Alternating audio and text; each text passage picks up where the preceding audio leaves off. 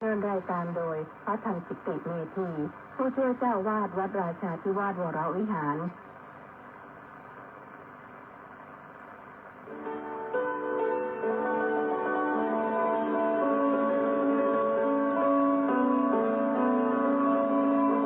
ได้เวลามาฟังพุทธานุภาพเพื่อรับทราบพุทธธรรมคำสั่งสอนเสริมมงคลให้ชีวิตตอนหลับนอนแปลพักผ่อนสุขสบายกายใจเทิน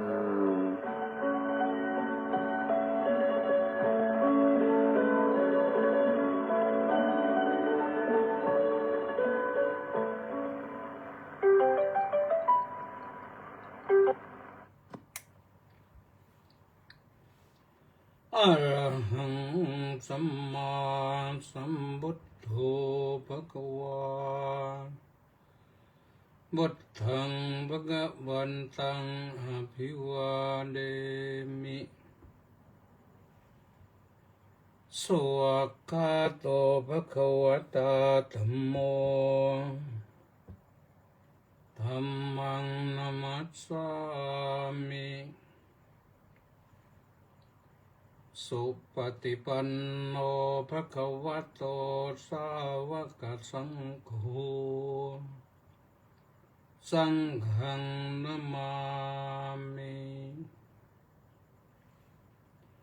ก็ถวายความนอบน้อมแด่พระรัตนตรัยขอคารวะพระเถรานุเถระเจริญสุขเจริญพรท่านสาธุชนผู้ฟังผู้ชมทุกท่านวันศุกร์ที่3 ตุลาคมพระพุทธศักราช 2568 ขึ้น 11 ค่ำเดือน 11 เวลา 21:05 น.เป็นต้นไปถึง 22:00 น.หรือ 3 ทุ่มถึง 4 ทุ่มก็มาฟังธรรมะกันฟังธรรมะประดับจิตใจฟังธรรมะและฟังให้ดีนั้นก็ทำใจให้เป็นใจที่มีศีลทำกายก็ให้เป็นกายที่มีศีลเมื่อกายมีศีลใจมีศีลฟังแล้วก็จะเกิดปัญญาได้ปัญญาก็พาไปบริหารชีวิตอะไรเกิดขึ้นเราก็รู้ปัญญาเนี่ยแปลว่ารู้ทั่วถึงอะไรเกิดขึ้นมันจะดีจะร้ายเราก็รู้ก่อนเป็นสิ่งที่ดีรู้ก่อนก็ได้ตั้งตัวตั้งจิตตั้งใจแต่ถ้าหากว่าไม่รู้นี่บางครั้งบางทีก็ทำให้เราตื่นตระหนกตกใจได้นะวันนี้ก็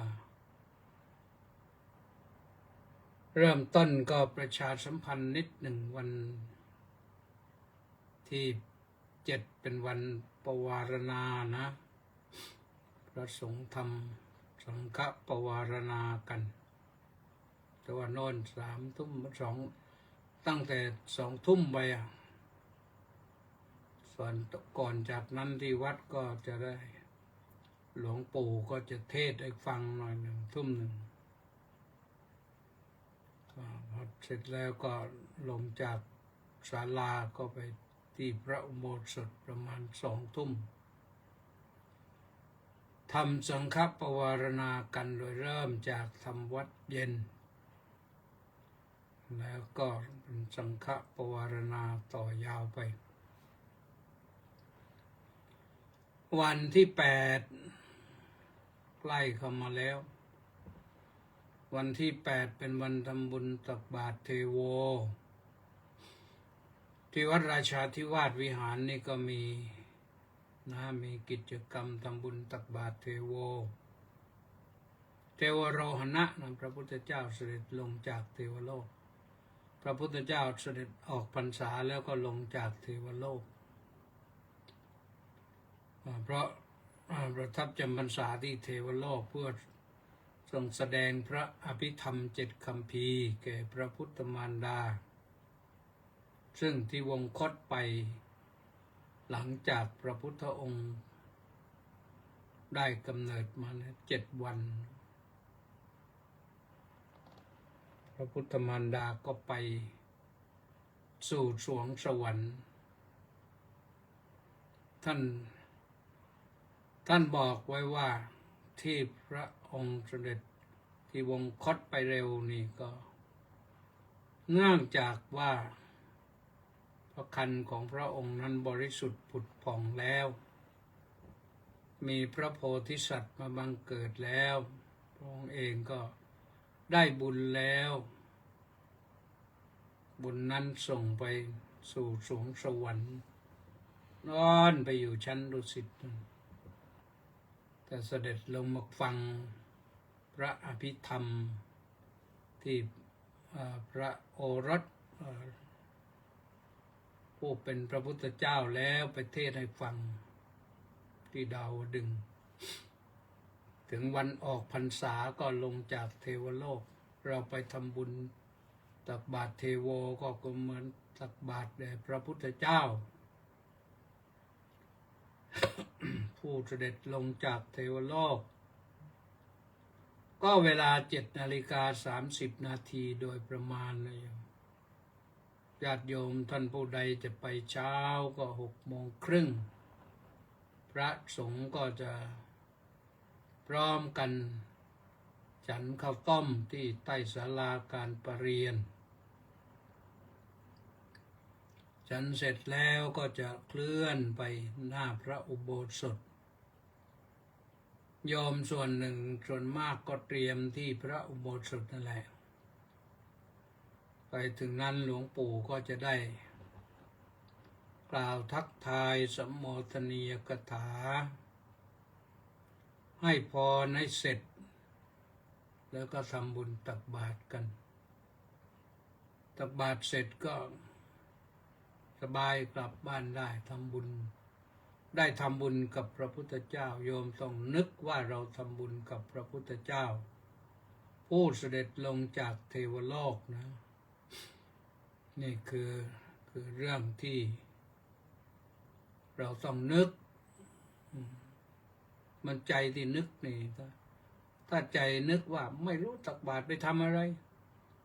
ไม่รู้พระเอาไปไหนอย่างนี้มันไม่ได้บุญเลยได้บุญน้อยมันไม่ได้บุญมากสงสัยอยู่แต่มันจะบาปขึ้นมาแย่งบุญเรื่องของเราเสียนะเพราะฉะนั้นก็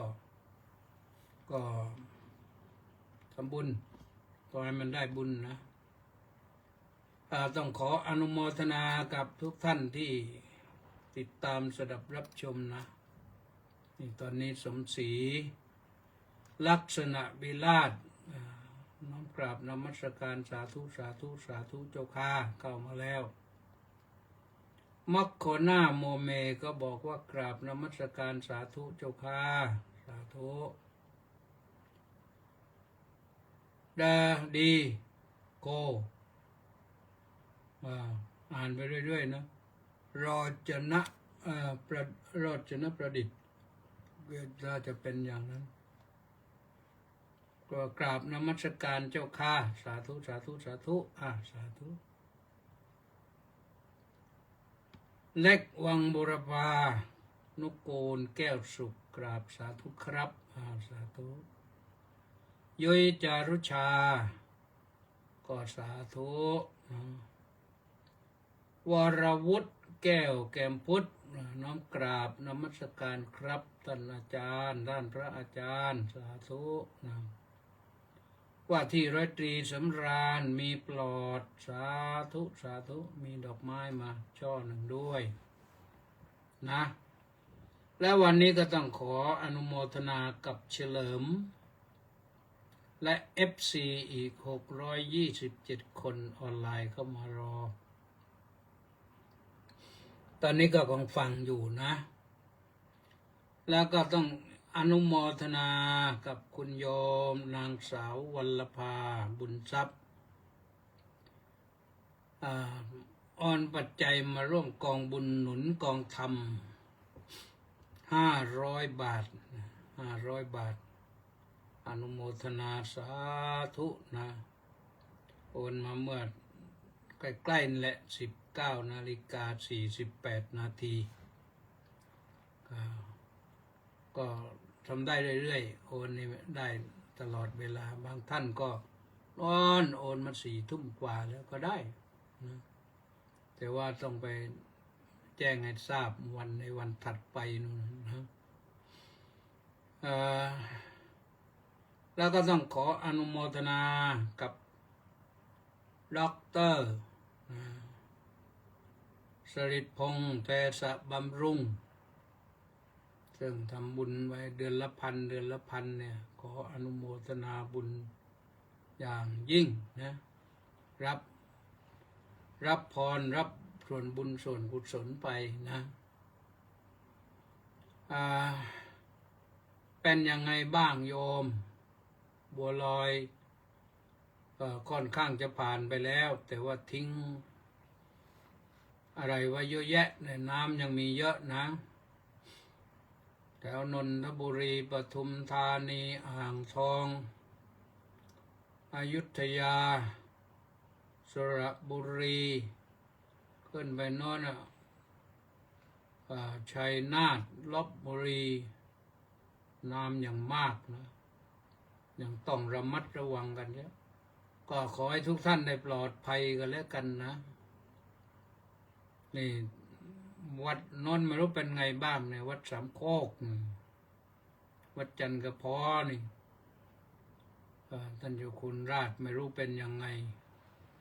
น้ำท่วมไปถึงไหนไม่รู้ที่นั่นท่วมประจำปีเหมือนกันเพราะอยู่ติดแม่น้ำเจ้าพระยาหลายวัดนะอยู่ติดแม่น้ำเจ้าพระยานะผมเมื่อก่อนก็อยู่ริมแม่น้ำกันทั้งนั้นแหละก็มันสะดวกในการเดินทางนะนี่ป้าสิทธิมงคลก็มาแล้วนมัสการสาธุครับว่าสาธุนะก็ว่าไปเรื่อยๆนะวันนี้ก็จะพูดถึงเรื่องอะไรล่ะผลกรรมของคนที่ช่อฉนคนอื่นช่อโกงคนอื่นอันนี้ก็พอดีได้ฟังเทศเมื่อตอนหัวค่ำนี่ขึ้นศาลาเทศท่านเจ้าคุณศรีวิสุทธิยานเทศเรื่องพระมาลัยนะว่ายกเรื่องพระมาลัยขึ้นมาก็น่าฟังดีนะอะไรพุทธภาษิตว่า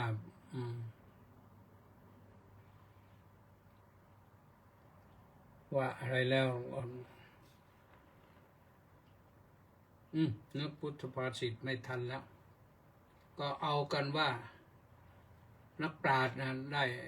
เห็นประโยชน์2 อย่างคือประโยชน์ในภพนี้และประโยชน์ในภพหน้าจึงทำคุณงามความดีกันไว้แล้วก็ไม่ไปอบายแล้วก็ว่าไปถึงเล่าถึงเรื่องพระมาลัยซึ่งเป็นพระที่มีฤทธิ์มีอิทธานุภาพมากท่านสามารถเข้าอภิญญาจิตพรึบเดียวเหมือนกับดีดนิ้วมือเลยนิ้วชี้นิ้วกลางนิ้วนางดีดพรึบเดียวไปถึงนรกพรึบเดียวไปถึงสวรรค์นะพระมาลัยท่านผู้นี้ว่าท่านสามารถเดินทางไปยังนรก เพื่อโปรดสัตว์นรกแล้วก็ขึ้นไปสวรรค์เพื่อเข้าเฝ้าพระศรีอริยเมตไตรพระองค์นำเรื่องราวจากภพต่างๆมาเล่าให้มนุษย์ฟังเพื่อสอนให้มนุษย์รู้จักกลัวบาปรู้จักทำบุญให้ทานรู้จักรักษาศีลแล้วก็ปฏิบัติตามหลักธรรมคำสอนของพระพุทธเจ้าเพื่อความสุขในชีวิตของตนทั้งในสุขในปัจจุบันและสุขในสัมปรายภพนะที่ท่านเดินทางไปทั่วนะไปยังเมืองนรกเพื่อโปรดสัตว์นรกที่กำลังเดือดร้อนและยังได้ขึ้นไปนมัสการพระธาตุจุฬามณีบนสวรรค์ชั้นดาวดึงส์ก็ท่านเล่าเรื่องไปไกลเลยนะพระเถระท่านก็คัดสรรมาแต่งกันเทศไว้ก็น่าฟังนะพระมาลัยนี่น่าฟังเพราะฉะนั้นก็ใครยังไม่ฟังพระมาลัยเทศก็ไปฟังเทศสิบ้างนะทั้งหมดนั้นก็มีเรื่องของกรรมนั่นแหละกรรมสองอย่างนะกรรมฝ่ายบวกกรรมฝ่ายลบกรรมฝ่ายมืดกรรมฝ่ายระว่างกรรมฝ่ายดำกรรมฝ่ายขาวกรรมฝ่ายชั่วกรรมฝ่ายดีวันนี้จะพูดถึงเรื่องกรรมที่มันชั่วนะที่เป็นบาปที่ชอบโกงคนที่ชอบโกงคนอื่นหากินลำบากนะเป็นได้ในชาติปัจจุบันไม่ใช่ไปถึงภพหน้าชาติหน้าที่จะต้องรอกันนี่วันนี้กิมอินบุญท่านมาฟังด้วยกราบนมัสการเจ้าข้าสาธุสาธุสาธุเจ้าข้าสาธุสี่ครั้งนั่นอนุโมทนากรรมจากการช่อโกง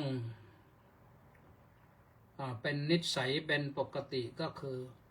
กรรมที่เกิดจากทุจริตกรรมก็ล่วงละเมิดศีลข้อ2เป็นอาจิน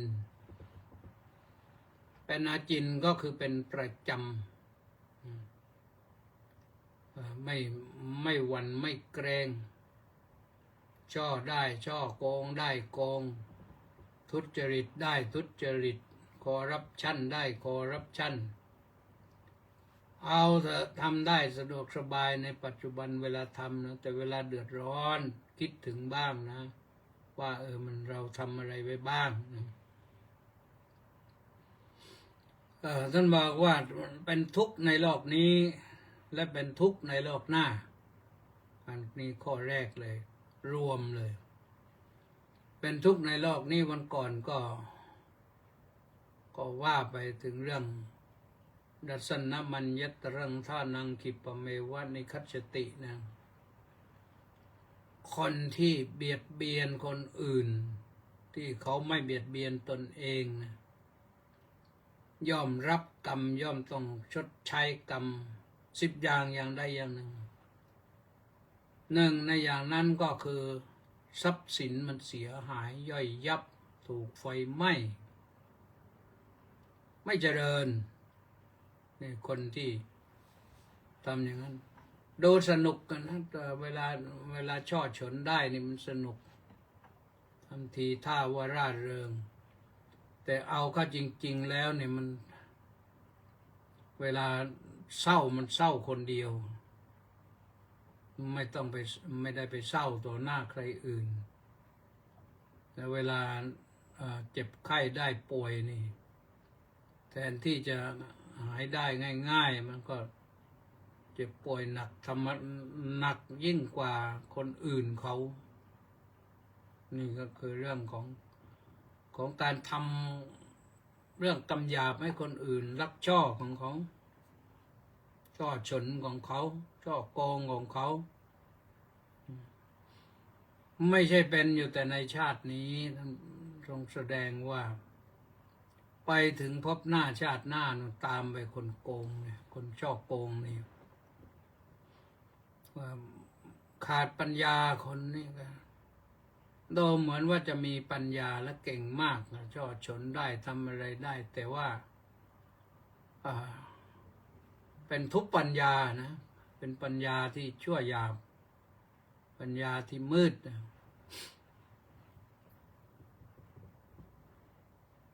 ต้องกล่าวไว้ว่าคนที่ทำบาปไว้มากเนี่ยพอตายไปมืดไปไหนไม่ถูกด้วยนะโอ้นี่สริตพงษ์เทศบำรุงก็มาแล้วสาธุครับพระอาจารย์สาธุนะไปไหนไม่ถูกนะมืดเพราะว่าอยู่กับกรรมที่มันดำมืดตลอดมองไม่เห็นทางบุญเห็นแต่ทางบาปนี่บาปเนี่ยตัวบาปเนี่ยมันมืดเพราะฉะนั้นต้องตระหนักให้มากเรื่องการที่จะชอบโกงคนอื่นเนี่ยพอรับกรรมแล้วก็จะระบายกับใครก็ไม่ได้นะพอระบายก็โดนหนักอีกอาจจะถูกประณามหยามเหยียดต่อไปอีกปกติเขาก็รู้อยู่แล้วแหละนะแต่ว่าถ้าบอกเองมันก็หนักหนาสาหัสนะประการที่สองระแวงสงสัยกังวลใจอยู่เป็นนิดคือไม่สุขใจคนที่จ้อโกงคนอื่นมาเนี่ยมันไม่สุขใจระแวงสงสัยกลัวว่าจะคนที่โกงเขาถูกโกงนะเขาจะรู้เท่ารู้ทันเขาจะตามมาแก้เผ็ดเอาจะตามมาทำร้ายเอาจะตามมาเอาคืนมันลำบากนะถ้าเขามาจริงๆยิ่งถ้ามาเจอเอาตอนที่เจ็บป่วยหนักเขารู้เขาเอาแจ้งความดำเนินคดีก็ป่วยก็ป่วยคุกก็จะต้องเข้าแล้วมันก็ลำบากนะมันทุกข์ยากนะโกงเขานี่มันเขาที่ไม่ได้โกงเราไปโกงเขาเนี่ย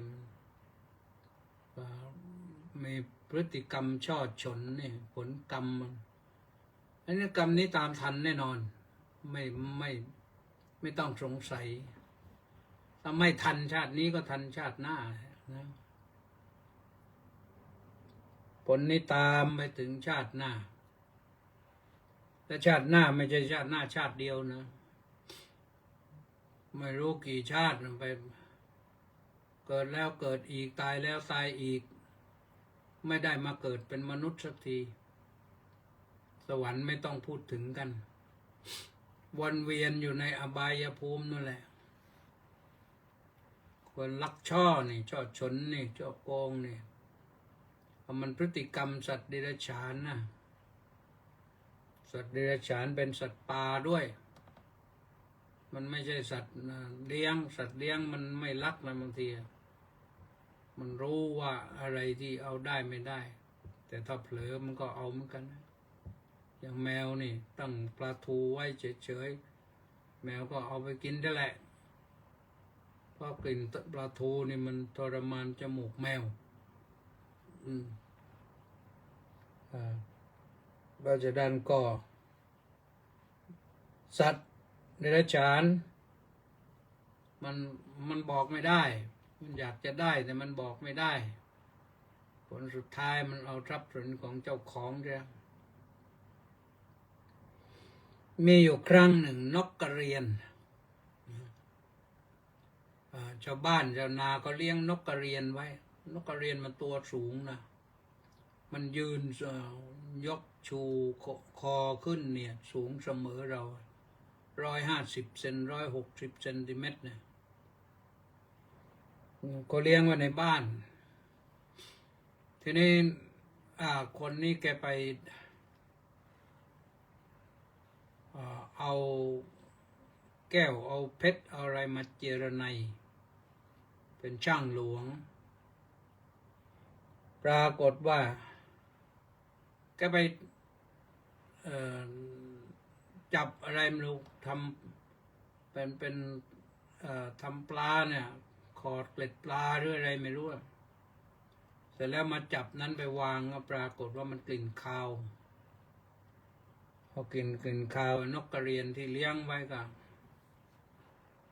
ได้กลิ่นมันก็จิกกลืนซะนี่พอจิกกลืนแล้วคนเพื่อนบ้านอีกคนหนึ่งก็มาที่บ้านก็มาทักทายกันไปทักทายกันมาคุยกันไปคุยกันมาก็อ้าวเจ้านี่ก็มาดูเฮ้ยเพชรพลอยนี่ไปไหนเสียแล้วแล้วนึกว่าเพื่อนเอาใช่โอ้พระไม่ใช่เพื่อนนะพระไปนะพระไปเยี่ยมที่บ้านพระนี่ก็เวรกรรมปรากฏว่านายช่างนี่ก็จับพระจะไม่ยอมบีบคั้นเอาเชือกหนังคาดศีรษะแล้วก็เค้นให้ตึงแกให้รับแกพระแกไม่เอานี่แกจะว่ารับยังไงพอหนักมากเลยเลยแกบอกแกไม่กล้าบอกทีแรกกลัวว่าถ้าบอกไปแล้วก็คนนั้นเจ้าของนั้นจะไปฆ่านกกระเรียนในที่สุดต้องบอกว่าแกไม่ปล่อยก็บอกว่านกกระเรียนมันกลืนไปโอ้ตกใจเลยทีนี้ไปจับนกกระเรียนมายังนึกว่าแกโกหกนะนึกว่าพระโกหกนะผ่าท้องนกกระเรียนปรากฏว่าได้เพชรนินนั้นมาจริงๆโอ้ต้องขอโทษพระคือพระท่านก็สำนึกถึงว่ากรรมเก่าของเราไม่รู้ทำอะไรมามันถึงมาเป็นอย่างนี้ก็คงมีกรรมนะผลสุดท้ายก็ถูกทรมานไปไม่น้อยเลยนี่ในชาติปัจจุบันคนที่ช่อโกงเนี่ยนะก็อย่างว่านะไปพบหน้าไม่ใช่ว่าหน้าเดียวนะหลายหน้าหน้าโน้นหน้าโน้นหน้าโน้นไปเรื่อยไปวนเวียนเกิดจากสัตว์เดรัจฉานไปเป็นเปรตจากเป็นเปรตไปเป็นอสุรกายจากอสุรกายก็ไปเป็นนรก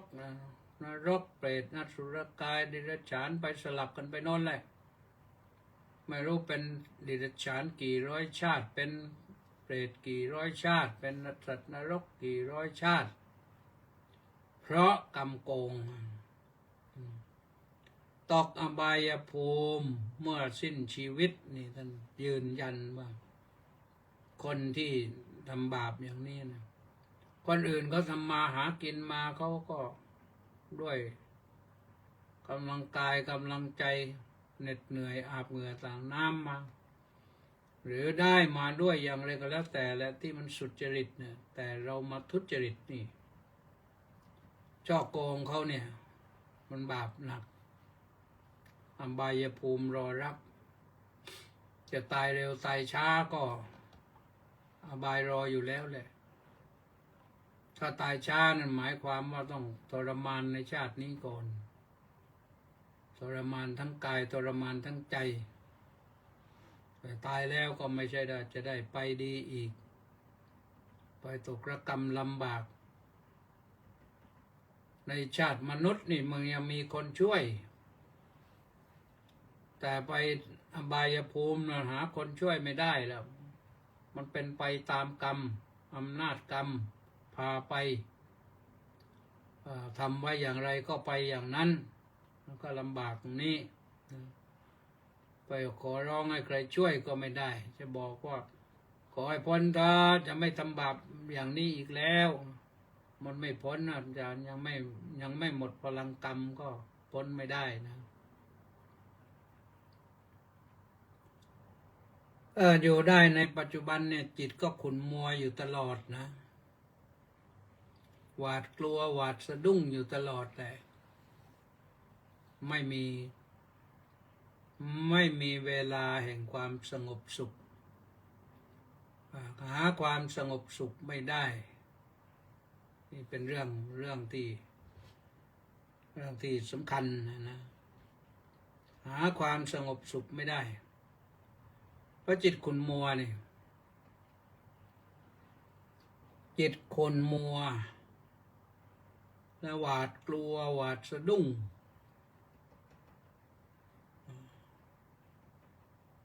ไม่สู้หน้าคนประเภทอย่างนั้นนะขณะที่ยังอยู่ในโลกนี้ถูกนินทาถูก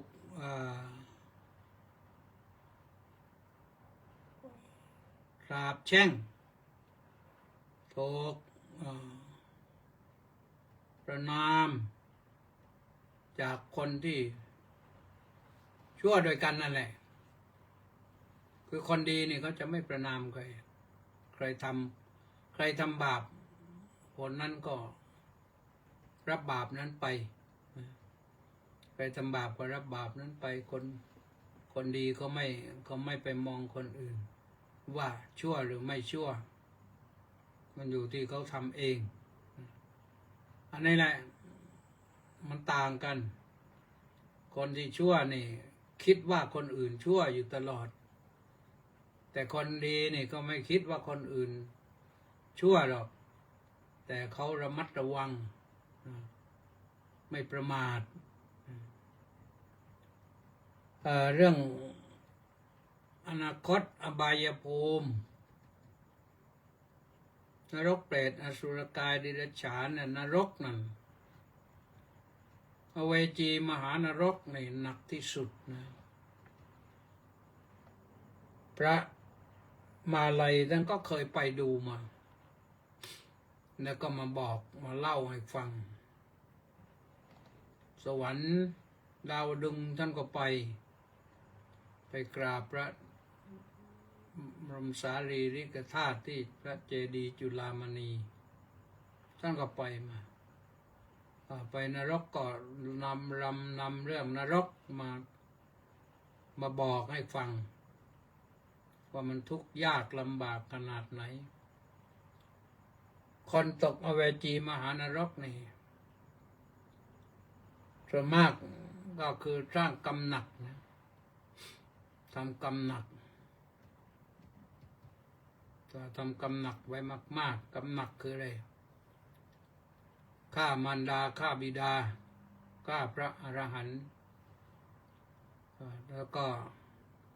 ถ้าเป็นประเภทลักช่อก็ลักทรัพย์สินสมบัติของพระศาสนาลักช่อทรัพย์สินสมบัติของที่เขาบูชาพระพุทธเจ้าพวกนี้ไม่ได้สุขในปัจจุบันแล้วก็ไม่ได้สุขในสัมปรายภพเพราะฉะนั้นปัจจุบันนี่เขาจะถูกเบียดเบียนถูกโกงชนิดที่ซ้ำซากโดนแล้วโดนอีกจำใจอยู่นั่นนะจะทำอย่างไรทำคนอื่นเขาก็ทำบ้างเรื่องกรรมนี่ท่านสาธุชนทั้งหลายแม้แต่คนดีก็ยังมีกรรมตามทันอย่างเช่นใครเช่นหลวงพ่ออังคุลิมาลเถระนี่องคุลิมาลเถระท่านฆ่าคนมามากเรียกว่าถ้าข้าจะเอานิ้วมือเนี่ย เอานิ้วมือได้ครบ 1,000แล้วไปเสนอแก่อาจารย์เพื่อขอจบปริญญา อาจารย์ที่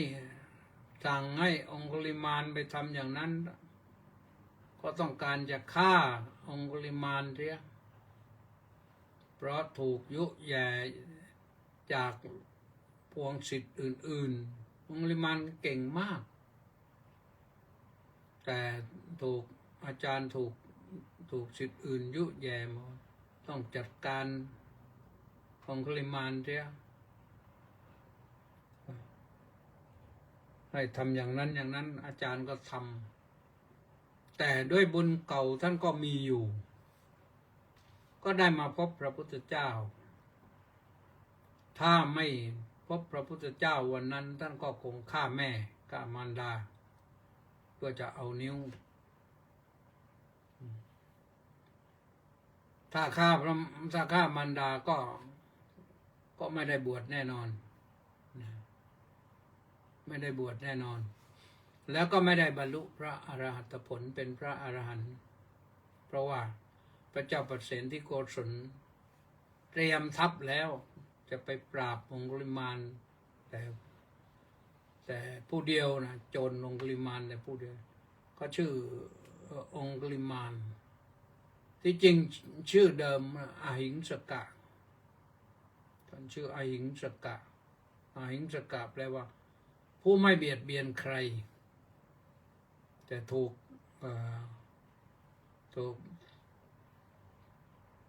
อาจารย์วางแผนให้องคุลิมานตายได้ดังที่กล่าวแล้วก็เลยเชื่ออาจารย์ก็ก่อให้เกิดความเสียหายไปก็ไม่แน่ใจนักกันนะว่าคนที่ถูกตัดนิ้วนั้นจะต้องถูกฆ่ากันทุกคนอาจจะจับได้แล้วยอมรับแล้วก็ยอมทีโรราบให้สับมือสับนิ้วเอาไปก็ได้เราก็ไม่ได้รู้ได้เห็นเชื่อว่ามีเยอะแหละคนที่ยอมถูกตัดนิ้วไปนิ้วหนึ่งเอาชีวิตไว้นี่ก็คงได้นะแต่ถึงตัดนิ้วเดียวก็ทำให้คนลำบากนะแต่องคุลิมานกรรมตามทันที่ไหนอ่ะตามทันเมื่อท่านบวชแล้วเป็นพระอรหันต์แล้วนี่ไปบิณฑบาตปรากฏว่าคนเห็นเข้าจำได้มีผู้หญิงคนหนึ่งท้องแก่เห็นหลวงพ่อองคุลิมานกันกลัววิ่งหนีไปลอดรั้วติดรั้วอยู่ท้องโตเนี่ยติดรั้วไปไม่ได้ท่านก็เลยให้พรว่ายะโตหังภคินิอริยายะชาติยาจาโตนาพิจานามิสันจิตจะปานังจีวิตาโวโรเปตาแต่นะสัจเจนะโสทิเตโหตุโสทิคัพพัสสะนะคาถาตั้งแต่นั้นนะบอกว่าเราน้องหญิงเราตั้งแต่บวชมาเนี่ยนะตั้งแต่ได้บวชมาแล้วเนี่ยไม่เคยฆ่าใครไม่เคยทำร้ายใครนาพิจานามิสันจิตจะปานังไม่เคยฆ่าสัตว์เลยชีวิตาโวโรเปตาให้ชีวิตตกล่วงไปแต่นัสเจนะโสติเตโหตุโสติคัพพัสสะด้วยสัจวาจานั้นขอเธอและสัตว์ผู้อยู่ในครรภ์จงปลอดภัยด้วยความสวัสดีนี่คาถานี้นี่พระก็เอามาทำน้ำพระพุทธมนต์นะทำน้ำพระพุทธมนต์ไปประพรมให้คนที่จะให้กำเนิดแก่ลูกมาเขาบอกทุกรายเลยนะว่าได้ประพรมน้ำพระพุทธมนต์เกิดง่ายมากเลยคล่องเลยไม่เจ็บไม่ปวดพูดง่ายๆว่าเกิดอีกสัก10 ครั้งถ้าอย่างนี้ก็ไม่กลัวว่างั้น ได้ลูกเยอะก็ไม่กลัว เพราะไม่เจ็บไม่ปวดนี่แล้วก็ต่อจากนั้นท่านก็ถูกดอนชาวบ้านที่เห็นก็ไปบิณฑบาตจะเห็นชาวบ้านเห็นก็นึกว่าโจรนะต้องโจรหรือว่าคนที่ญาติเขาอาจจะถูกฆ่าหรือว่าถูกตัดนิ้วแล้วหรือว่าคนที่ถูกตัดนิ้วนั่นแหละมาเห็นก็โอ้นี่แหละนี่ก็เลยเอาลูกหินขว้างบ้าง เอาไม้ขว้างบ้างท่านหัวแตกเลยไม่รู้กี่แผลกลับเข้าวัดเชตวันไปเฝ้าพระพุทธเจ้าพระพุทธเจ้าก็เทศให้ฟังวันนี้แหละมันกรรมมันตามมานะเห็นทันตาจะดีเลยก็มีคนถามว่าแล้วทำไมคนมาองคุลิมานฆ่าคนตั้ง999ถึงบรรลุอรหันต์เขาไม่ได้ฆ่ามารดาไม่ได้ฆ่าบิดานะแล้วก็ไม่ได้ฆ่าด้วยจิตว่าคิดจะต้องฆ่าทิ้งคิดว่าอยากจะได้วิชาได้ปริญญาโน่นจิตไปที่โน้นไม่ใช่จิตอยู่ที่ว่าต้องปลงชีวิตคนนี่เขาพระโบราณอาจารย์ท่านให้คำอธิบายไว้อย่างนั้นนะพระมหาโมคคัลลานะโยมพระมหาโมคคัลลานเถระกรรมตามทันเหมือนกันในอดีตชาติ500 ชาติที่แล้วนั่นอันนี้มีในคำสอนของพระพุทธเจ้าแล้วก็ปรากฏในอัตถกถาธรรมบทนะตรงอื่นก็มีรู้สึกตรงในพระไตรปิฎกก็มีนะเรื่องพระมหาโมคคัลลานะนี่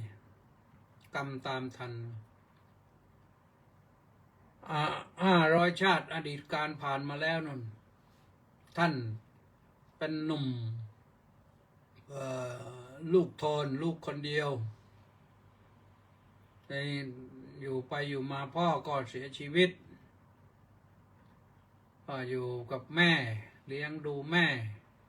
เป็นห่วงแม่รักแม่มากโยมาจนกระทั่งว่าแม่ก็แก่มากแล้วก็เป็นห่วงว่าตัวเองแก่แล้วเนี่ยเราตายแล้วลูกจะอยู่กับใครก็เลยปรึกษาหารือกับคนชาวบ้านแหละก็หาปัญญามาให้คนท่านก็บอกว่าไม่ต้องการไม่เอาหรอกจะอยู่ดูแลแม่ก็อยากก็อยากได้ลูกสะใภ้นะอาจจะอยากเห็นหลานด้วยก็เลยเอาไปพอ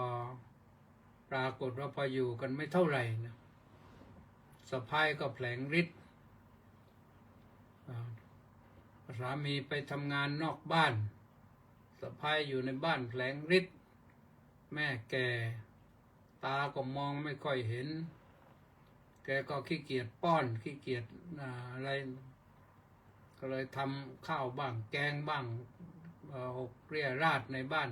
แกทำเองนั่นแหละสะใภ้เลยพระมหาโมคคัลลานะสมัยนั้นก็กลับมาเห็นเหตุการณ์อย่างนี้ถามว่านี่มันอะไรมันยังไงมาก็บอกก็แม่ของท่านนั่นแหละท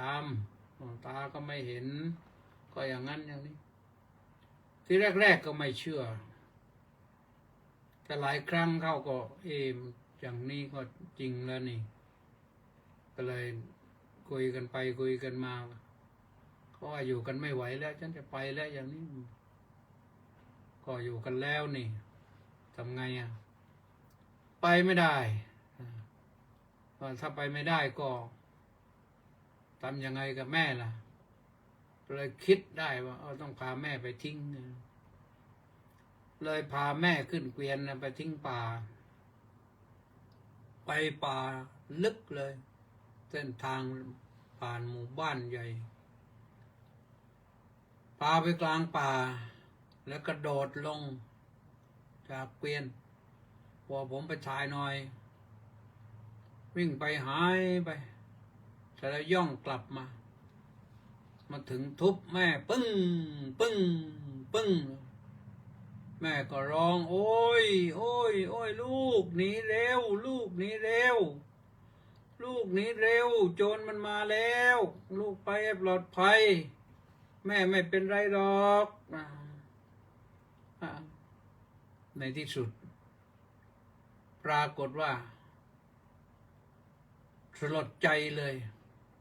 ก็สลดใจก็กระโดดลงจากเกวียนวิ่งไปอีกแล้วก็ย่องมาอีกแม่ครับแม่ครับผมมาแล้วผมมาแล้วเคยทำอะไรแม่เคยทำอะไรแม่แม่ก็เล่าให้ฟังว่าอย่างนั้นอย่างนั้นที่จริงตัวเองทำเองทั้งนั้นแหละเจตนาจะทุบแม่ทิ้งในที่สุดผมมาแล้วครับไม่เป็นไรไม่เป็นไรโจรมันไปไหนเราก็พาแม่กลับบ้านจะก็เลี้ยงแม่จนตลอดชีวิตเนี่ยท่านทำไว้ตั้งนาน500 ชาติแล้วกรรมนี้ตามมาประชาติอาจจะมีชาติสุดท้ายเป็นพระคู่อัครสาวกมีฤทธิ์มากเหาะเหินเดินอากาศได้กำบังกายหายตัวได้แต่ไม่พ้นนะไม่พ้นกรรมท่านพอไปทั้ง3 ครั้งจะไปฆ่าท่านนะอยู่ที่เชตวันนะรู้สึกว่าท่านสิ้นที่เชตวันอะไรท่านก็นั่งสำรวจดูว่ามันอะไรมันถึงเป็นเช่นนี้เห็นกรรมเก่าของตนว่าอ๋อเราเคยทำบาปกับแม่ไว้ก็เลยนั่งให้โจรทุบไม่ต้องหนีแล้วทีนี้โจรทุบจนถึงแก่ปรินิพพานเพราะโจรทุบนะนี่แหละท่านสาธุชนทั้งหลายเพราะฉะนั้นเราต้องรู้ไว้ดีนะเรื่องการฉ้อโกงเรื่องการทำบาปอย่าทำถูกไฟเผาไหม้ถูกลงทันทุกตลอดไปไม่ว่างต้องเวียนว่ายตายเกิดในอบายหลายรอบบาปกรรมที่ทำไว้แล้วจะไม่หายไปไหนไม่มีใครมาล้มล้างได้เพราะฉะนั้นก็ขอให้ถึงไม่เชื่อก็ลองคิดดูนิดหนึ่งนะแม้จะไม่เชื่อก็ลองดูนิดหนึ่งพูดถึงเรื่องนรกสวรรค์ในเรื่องบุญเรื่องบาปในคนสมัยนี้ไม่ค่อยเชื่อแต่ใครจะเชื่อหรือไม่เชื่อนั้นสิ่งเหล่านี้มีอยู่ไม่ได้ขึ้นอยู่กับความเชื่อหรือไม่เชื่อของใครนะมันขึ้นอยู่กับการกระทำของเราว่าเป็นบุญหรือเป็นบาปอย่างไรทำสิ่งที่เป็นบุญเราก็ได้บุญสบายใจทำปั๊บสบายใจทันทีเลยไม่เหมือนทำบาปหวาดระแวงทันทีเลย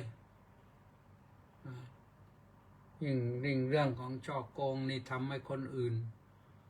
เป็นทุกข์เดือดร้อนมากนะเขา